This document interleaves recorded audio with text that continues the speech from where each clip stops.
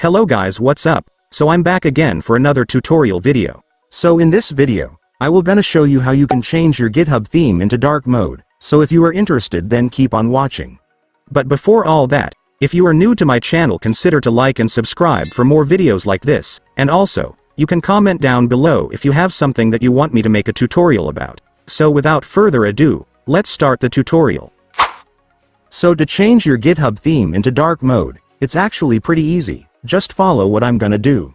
So for the first step, I want you to click your profile at the top right corner.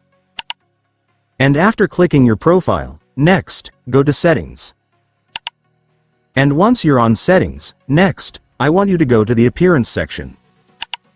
And here in the Appearance section, you will now be able to see the theme option, which is where you can change or select the theme of your GitHub. So to change the theme of your GitHub here, just go and click this. And then select Single Theme. And after that, you will now be able to see many different GitHub themes you can choose, so just select whatever you like.